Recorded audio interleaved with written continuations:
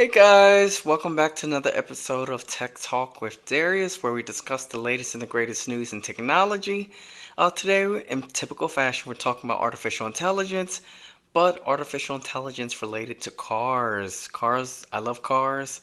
As a younger kid, I've gone to a whole bunch of car meets. I've had sports cars, 350Z, and all of that. So, cars is one of my favorite topics. And today, we're going to talk about Stellantis and artificial intelligence.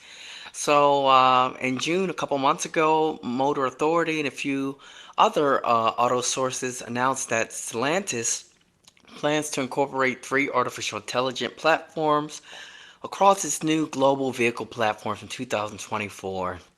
And for those of you who don't know who Stellantis is, they are an auto manufacturer. They manufacture about, I believe, 14 auto brands. Some of those auto brands include Dodge, Chrysler, Jeep, Maserati, Fiat, Alfa Romeo, just to name a few.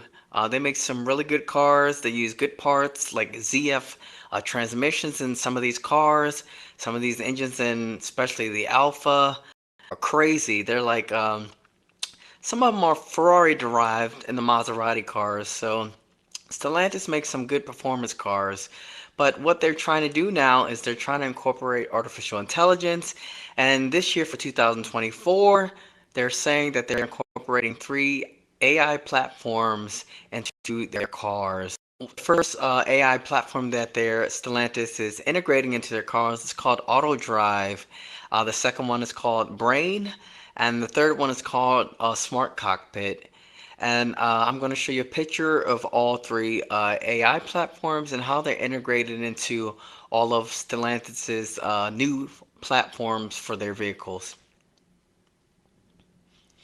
So Stellantis Auto Drive is basically autonomous driving, but it's at the level 3.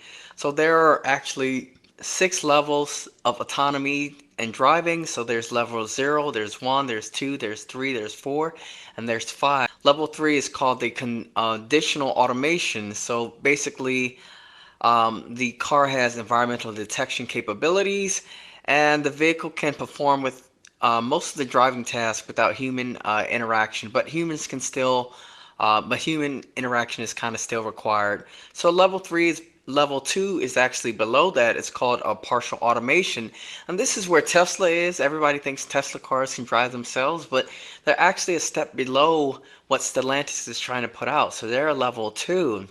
They're at the partial automation. That means a vehicle can perform steering and acceleration, and most cars these days can do that. They can accelerate with the cruise detection that they have, and they can also steer. So they use some of the systems use actual steering, and some of them use braking to keep you in your lanes. So it's kind of like the lane departure, and they can get you around the curve and whatnot using braking on each side of the wheel. So that's partial automation. That's level 2.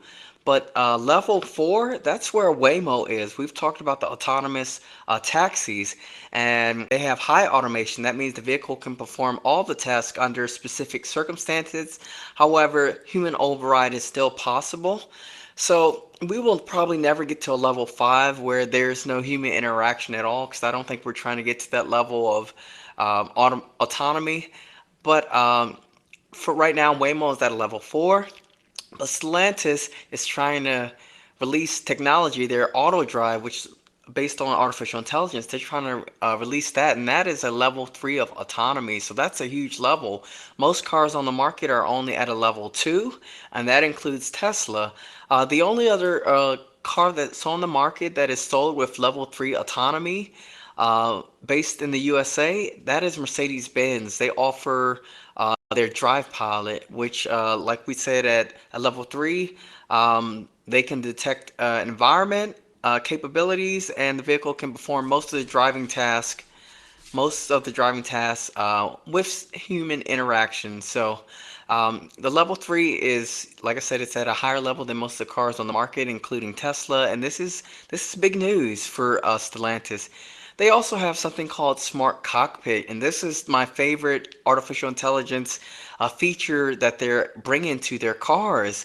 What it is that It can use augmented reality capabilities to inform occupants in the vehicle about famous monumental buildings or attractions that they're driving past. So you will see on the windows, it will display that, hey, you're going by the Eiffel Tower or any of the local attractions. It will display that on the car window as well as give you a little bit of information about it. And that's one of the most informative, intelligent uh, capabilities that would be out right now because nothing else is. Of course, like BMW has augmented reality, but it's used for like backing up cars and stuff like that, parking and stuff, and Maserati has it as well. And a few cars have augmented reality for parking and camera assist, but none of them have the augmented reality where the car can actually detect attractions that you're driving past or buildings, famous buildings or monuments, and it'll, display it on the window and give you, information about it. So that's artificial intelligence at a high level, and most cars aren't providing that. So, and I want to show you this video clip real quick about it. So watch it. I'm at the wheel of my new DS, ready for the tailored week-long road trip in Italy. Iris seems to have meticulously planned every detail. After 10 minutes, the windows turn into screens. Points of interest, restaurants, charming hotels, nothing gets past Iris. In the back seat, our little girl prefers the infinity of space to the flashing landscapes.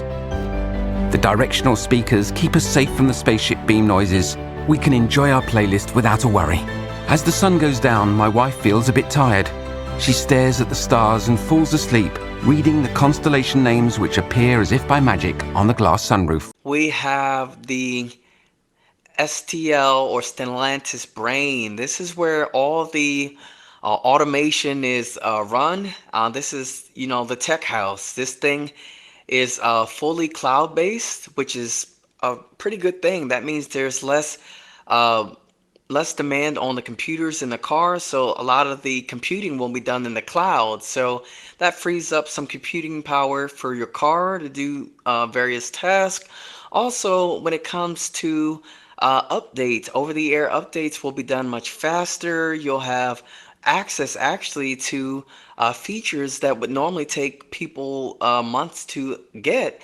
It'll be just rolled out over the air. So with older cars and some of the cars that we have currently, it takes new hardwares to update, or for you to get these new features. However, because a Stellantis brain will be cloud-based, that means you will get features a lot earlier than other cars, and they can just do it over the air. So we are in an age of new intelligent cars, smart cars, where we've never seen it before, and it's going to a new level. And this is all thanks to artificial intelligence. And I can't wait to see where Stellantis goes.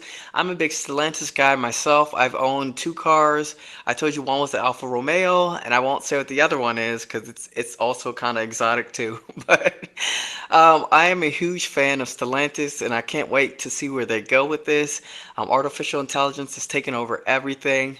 But I will keep you guys posted on any news related to artificial intelligence and this Stellantis platforms that they're basically putting it into, and also all this AI tech that they're doing.